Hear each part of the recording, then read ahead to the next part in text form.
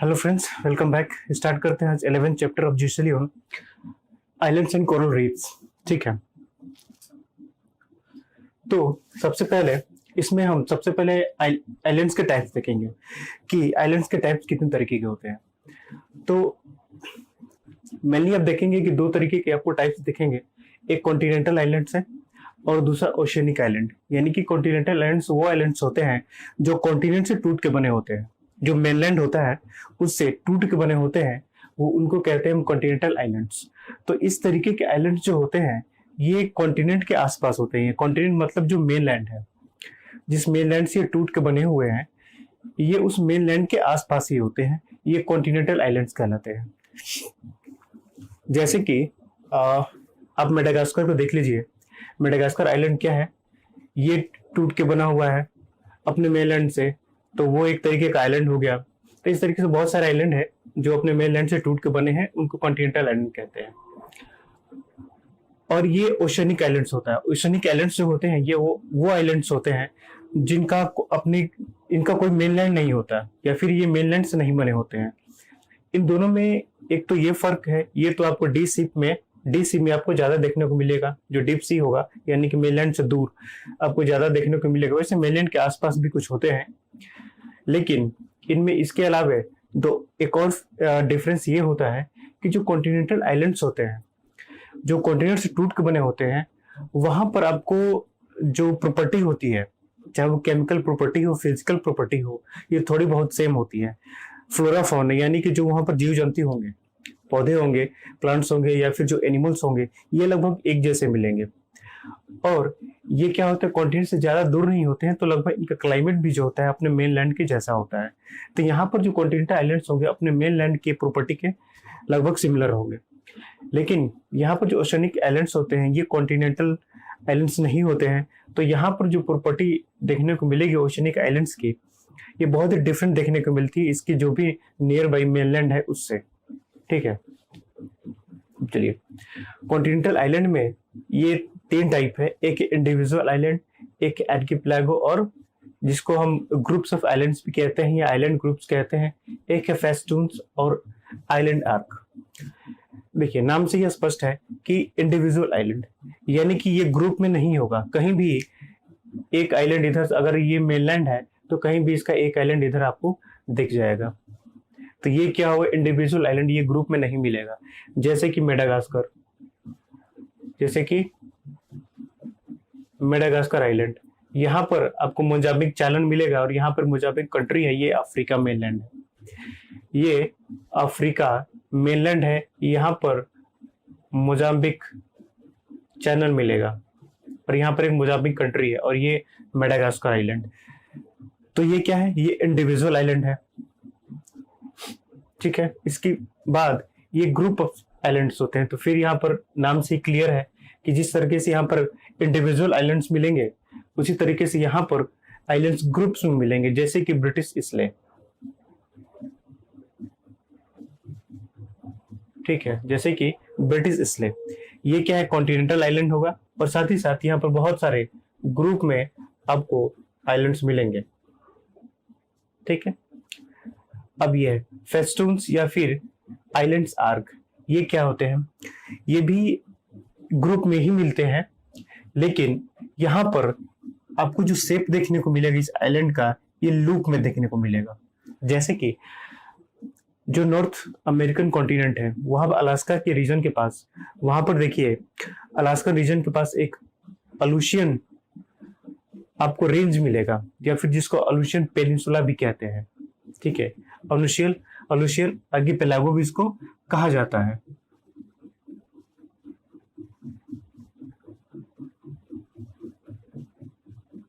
ठीक है, एक्चुअली क्या है, ये माउंटेन रेंज का एक्सटेंशन होता है। जो अलास्का में माउंटेन रेंज है, जो रॉकी का पार्ट है, रॉकी माउंटेन का, उसका क्या होता है, ये एक्सटेंशन होता है। यहाँ पर आपको ट्रेंच भी देखने को मिलेगा, जहां पर आर्किपेलागो देखने को मिलता है वहां पर ट्रेंच भी आपको देखने को मिलता है। यहाँ पर तीन फीचर्स होते हैं, एक आर्किपेलागो होता है, ट्रेंचेस होते हैं, और एक होता है जिसको बैक साइड कहते हैं।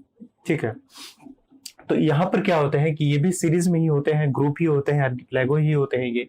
लेकिन यहाँ पर जब आप उस अलूशियन ये आर्किपेलागो का आप शेप देखिए, वो आपको लूप के टाइप का होगा, जो कॉन्टिनेंट के एज में या फिर कॉन्टिनेंट के चारों तरफ वो घूमता है। ठीक है, तो ये लूप के फॉर्म में होगा। अब दूसरा, जैसे कि ओशियनिक आइलैंड्स था, इसमें भी दो तरीके के हैं, एक वोल्केनिक आइलैंड है और एक कोरल आइलैंड है।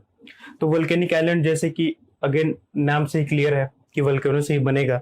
जैसे कि हवाई में चले जाइए, हवाई आइलैंड में एक माउंटेन है और जिससे आइलैंड बना हुआ है, जिसको कहते हैं माउना लोआ। ठीक है, उसको कहते हैं माउना लोआ। माउना लोआ क्या है? एक माउंटेन है जो सी फ्लोर से ऊपर आए हुए हैं, और ये ऊपर सरफेस जो है उससे ऊपर चला गया है, और वहां पर आपको आइलैंड देखने को मिलेगा। तो एक्चुअली ये जो माउना लोआ आइलैंड जो है, ये मेनली एक माउंटेन है जिसके ऊपर आइलैंड्स बन गए हैं। ठीक है, तो हवाई में मिलेगा। वोल्केनिक नेचर के होते हैं, और भी बहुत सारे वोल्केनिक नेचर के होते हैं। जैसे कि आप चले जाइए, कैरेबियन सी है, जो अटलांटिक ओशन में कैरेबियन सी है, जहाँ पर कैरेबियन कंट्रीज मिलती है। यहाँ पर आपको मैक्सिमम आइलैंड जो मिलेंगे, ये सब के सब आपको वोल्केनिक नेचर वाले ही मिलेंगे। इसके बाद आप पैसिफिक ओशन में यहाँ पर चले आइए, जो इंडोनेशियन आइलैंड्स है, ये भी क्या है? वोल्केनो से बने हुए, जिसमें स्पेशली जो हॉट स्पॉट से बने हुए हैं। ठीक है, वोल्केनिक आइलैंड्स ये। उसके बाद कोरल आइलैंड्स। अभी देखिए कोरल्स क्या होता है।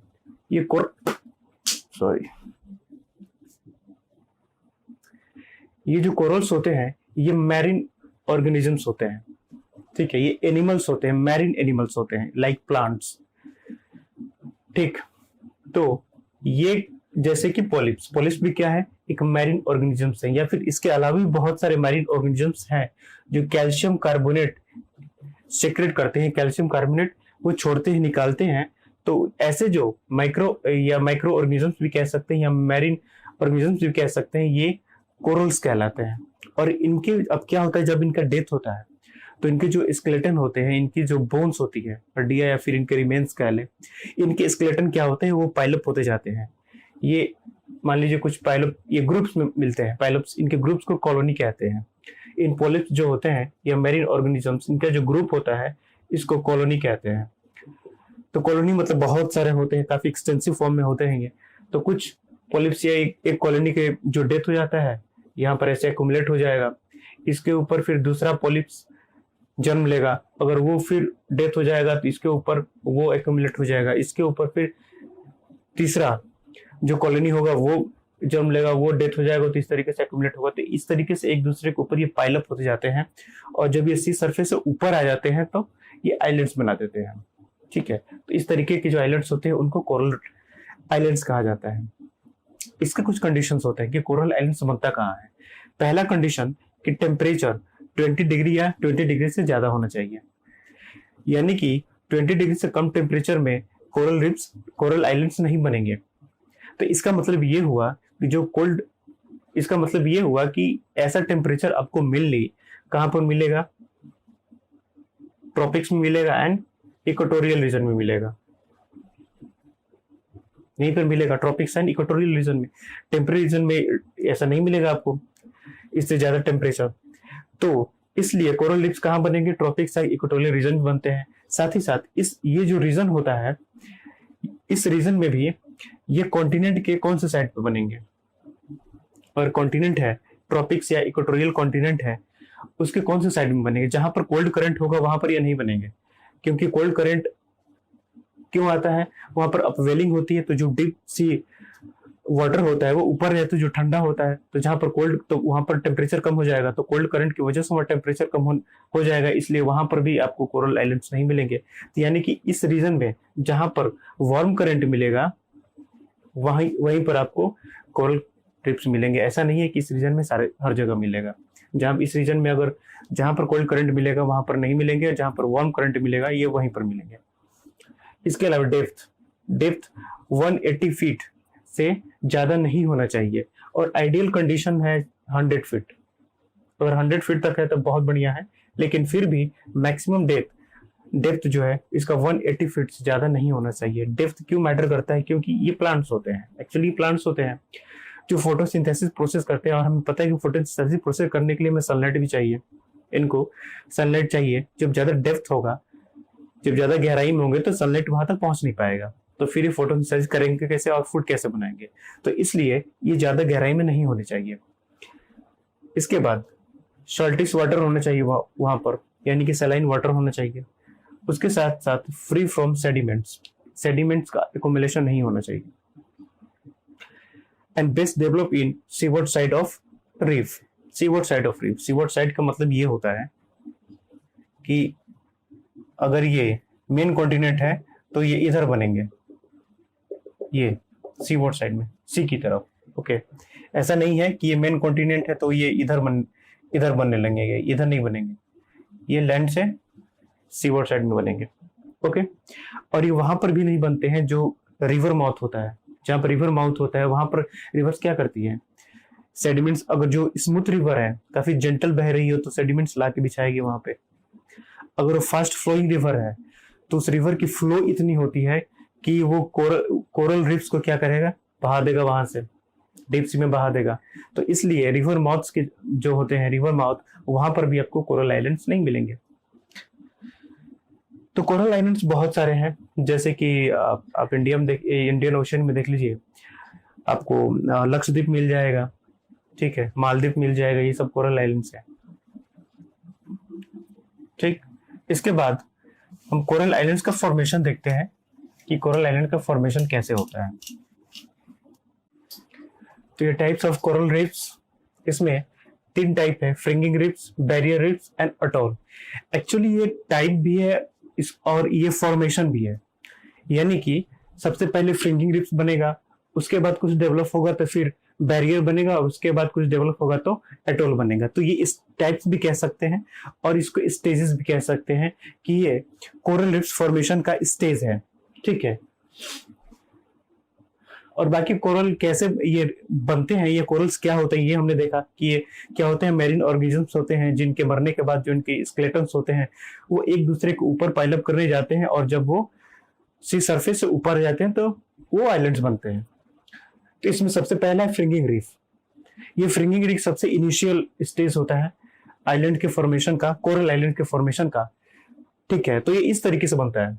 ये अगर मेनलैंड है, ये मेनलैंड है, इसके चारों तरफ ऐसे शोर की तरफ, इसकी कोस्ट की तरफ, ठीक है, जो शोर है उसकी तरफ ये जो एक्यूमुलेशन हो जाता है कोरल्स का, तो इस वजह से जो बनता है रीफ उसको हम कहते हैं फ्रिंगिंग रीफ। ये क्रॉस सेक्शन है।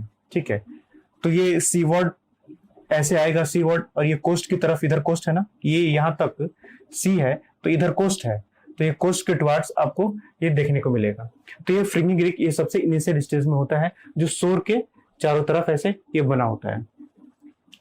इससे आगे जब डेवलपमेंट होगा, फ्रिंगिंग रीफ से आगे जब डेवलपमेंट होगा तो बैरियर रीफ बनता है।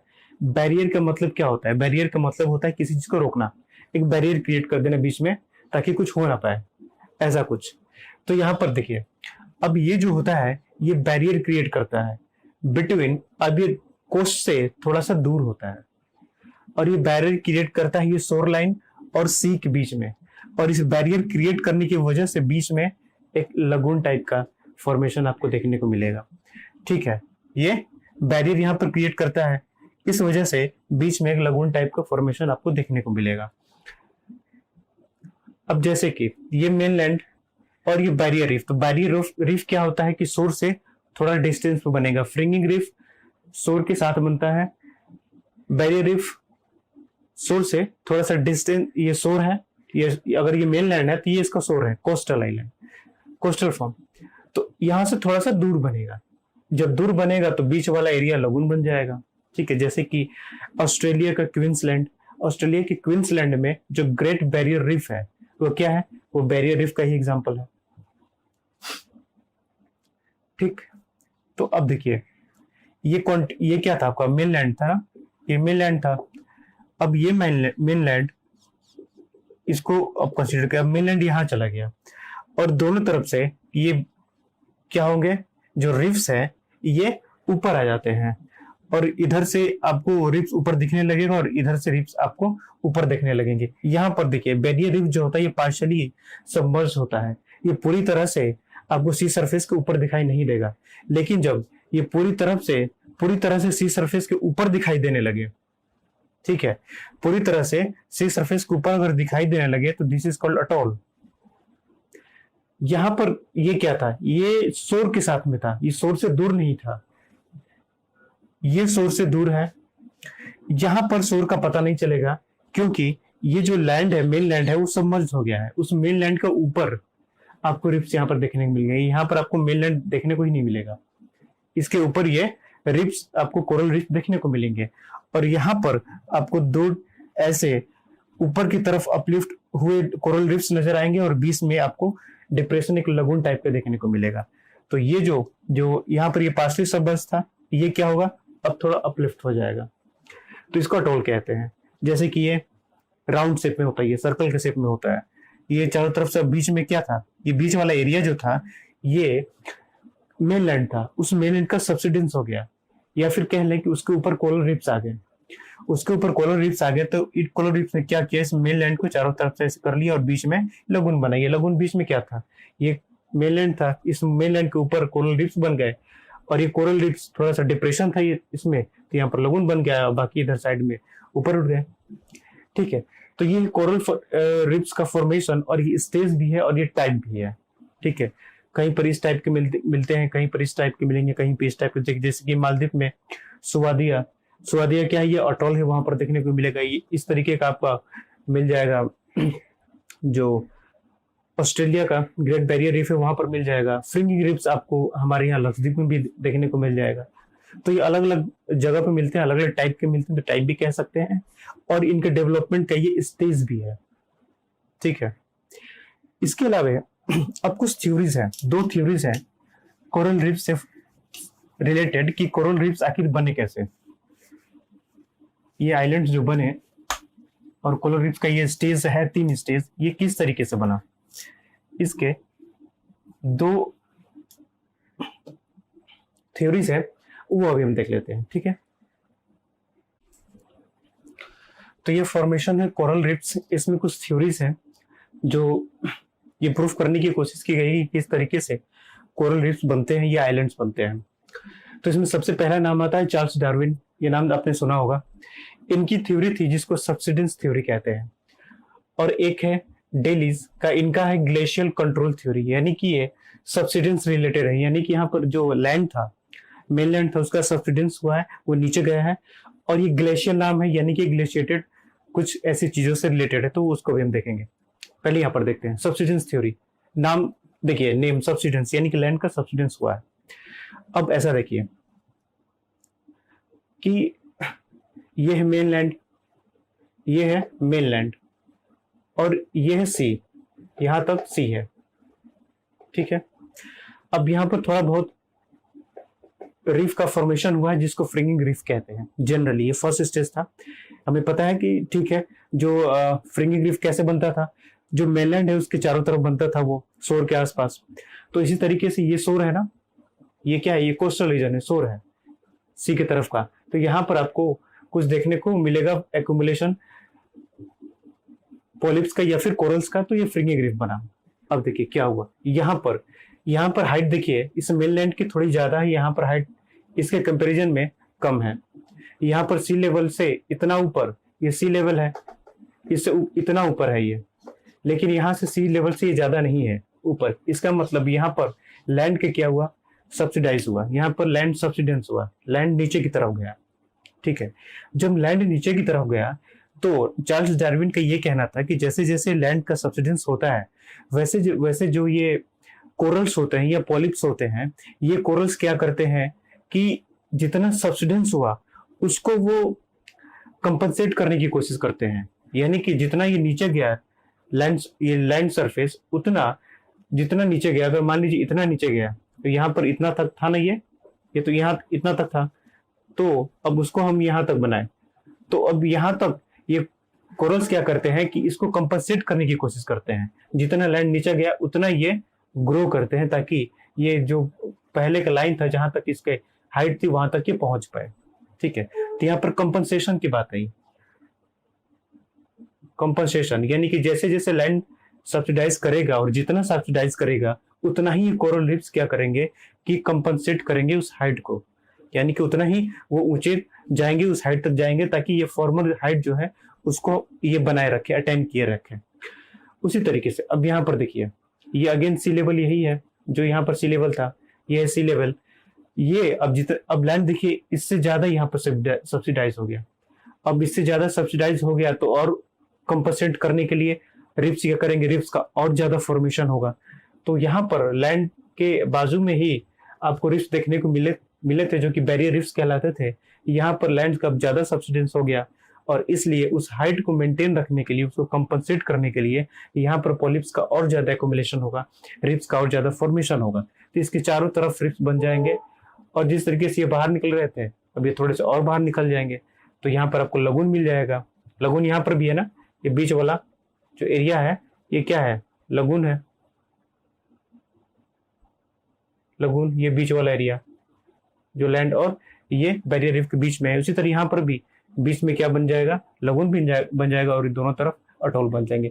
तो मेनली चार्ल्स डार्विन का जो थ्योरी थी इसमें सब्सिडेंस की बात की गई। इन्होंने कहा कि जैसे जैसे लैंड सब्सिडाइज होगा वैसे वैसे जो कोरल रीफ्स होते हैं उस हाइट को मेंटेन रखने के लिए अपनी क्या करते, ग्रोथ को वो बढ़ा देते हैं। ठीक है, तो इनका ये कहना था।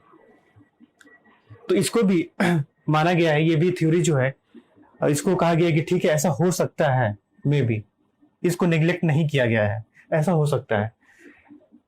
इसके बाद आता है ग्लेशियल कंट्रोल थ्योरी, डेलिस का ग्लेशियल कंट्रोल थ्योरी। इनका ये कहना था कि जब आइस एज था हमारे यहाँ, तो आइस एज में क्या था कि सब कोल्ड कंडीशन था। कोल्ड कंडीशन की वजह से जो वाटर था वो आइस या ग्लेशियर्स में, ग्लेशियर के फॉर्म में थे, इसलिए जो सी लेवल था वो कम था।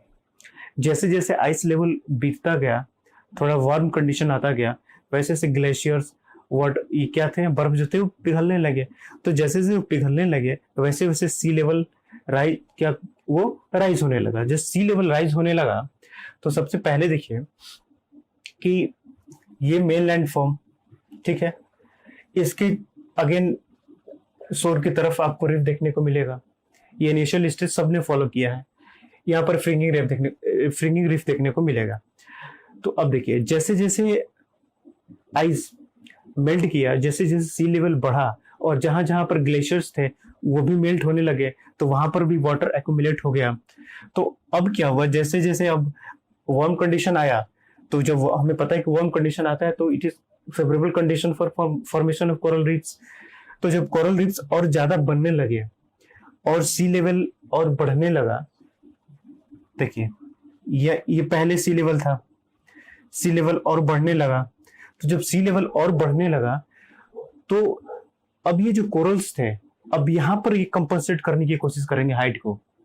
क्यों? क्योंकि जैसे जैसे सी लेवल बढ़ेगा, और सी लेवल बढ़ने का मतलब क्या है कि डेप्थ, गहराई इंक्रीज कर रही है।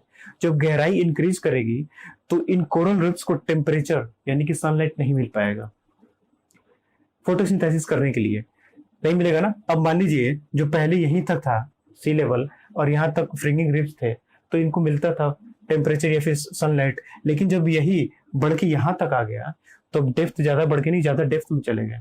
जब ज्यादा डेप्थ में चले गए तो इनको सनलाइट मिलेगा नहीं, तो फिर ये फोटोसिंथेसिस करेंगे तो फिर ये सर्वाइव कैसे कर पाएंगे। तो इन्होंने क्या किया कि ये जैसे होता है ना कि जैसे एवरग्रीन फॉरेस्ट में बड़े बड़े जो ट्रीज होते क्यों होते हैं, वो compete करते हैं एक दूसरे के साथ, कंपटीशन करते हैं कि जो सबसे ऊपर जाएगा उसको सनलाइट मिलेगी। क्योंकि एवरग्रीन फॉरेस्ट या फिर इक्वेटोरियल फॉरेस्ट जो होते हैं वहां पर ग्राउंड पर आपको सनलाइट पहुंचता नहीं है, तो वहां पर ट्रीज क्या करते हैं एक दूसरे के साथ कंपटीशन करते हैं और बड़े हो जाते हैं ताकि मुझे पहले सनलाइट मिले। उसी तरह यहाँ पर हुआ कि इन्होंने अपने आप को बढ़ाना शुरू किया, कोरल रीफ जो थे अपने आप को इन्होंने बढ़ाना शुरू किया जैसे जैसे सी लेवल बढ़ा, ताकि हमें सनलाइट जो है वो मिलती रहे और हम सरवाइव कर पाए। तो इसी तरह देखेंगे कि जैसे जैसे ये सी लेवल यहाँ पर पहुंचा, पहले यहाँ था, यहाँ से पहुंच के यहाँ पर गया, तो अब देखेंगे कि इनका भी ग्रोथ ये होने लगा सनलाइट के लिए, अपने आप को सरवाइव करने के लिए। तो फिर यहाँ पर देखेंगे कि लैंड तो वही का वही था, लैंड वही था। अब सी लेवल बढ़ा तो वो लैंड जो था, लो लैंड था, वो सबमर्ज हो गया। सी लेवल जो बढ़ेगा तो लो लैंड जो होगा वो सबमर्ज ही तो होगा। तो जब यहाँ पर सी लेवल बढ़ गया तो ये लो लैंड तो सबमर्ज हो गया, लैंड विद इन सी चला गया, और इसके ऊपर ये कोरल रीफ्स बन गए जो सरवाइव होने के लिए यहाँ पर ये इन्होंने अपने हाइट को बढ़ाया था। ठीक है, यहाँ पर सरवाइव होने के लिए इन्होंने अपने हाइट को बढ़ाया था। सेम कंडीशन यहाँ पर भी हुई थी। अगर यहाँ पर भी लैंड सब्सिडाइज कर रहा था तो अब अगर ये अपनी हाइट को नहीं बढ़ाते, उसको यहाँ तक सी तक करने के लिए अगर हाइट को नहीं बढ़ाते तो फिर इनका डेप्थ नीचे चला जाता, अगेन इनको टेम्परेचर नहीं मिलता या फिर सनलाइट नहीं मिलता, तो अगेन ये सर्वाइव नहीं कर पाते। तो यहाँ पर भी इन्होंने अपने आप को सर्वाइव करने के लिए अपनी हाइट को बढ़ाई, जो उनका फॉर्मर हाइट था वहां तक। यहाँ अगेन इन्होंने अपने आप को सर्वाइव करने के लिए सी लेवल तक, सी सरफेस तक अपने हाइट को बढ़ाया ताकि सर्वाइव कर पाए। ठीक है, तो फिर यहाँ पर आ गए, यहाँ पर बैरियर रिफ बना, अगेन ये दिस इज बैरियर रिफ, और यहाँ पर ये अटोल आपको देखने को मिलेगा। ठीक है, तो समझ में आया, मेन चीज सब कुछ एक ही चीज हो रहा है, यहाँ पर सब्सिडेंस हो रहा है लैंड, तो सब्सिडेंस हो रहा है तो ये अपने सर्वाइव करने के लिए अपने हाइट को बढ़ा रहे हैं।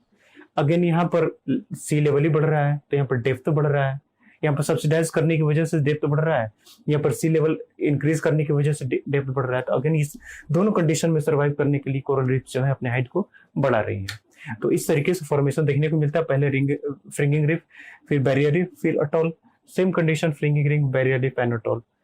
ठीक है, तो इस 3 स्टेज में इस तरीके से ये 2 थ्योरीज थी, याद रखिएगा। ये सब्सिडेंस थ्योरी है चार्ल्स डार्विन की, और डेलिस की एक ग्लेशियल कंट्रोल थ्योरी है जो ग्लेशियल से रिलेटेड है।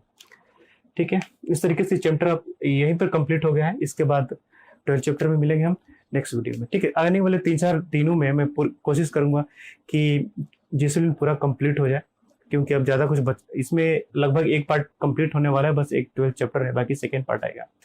तो जल्दी से कंप्लीट हो जाए, मैं कोशिश करूंगा आने वाले 4-5 दिन में। ठीक है, तब तक के लिए बेस्ट ऑफ लक।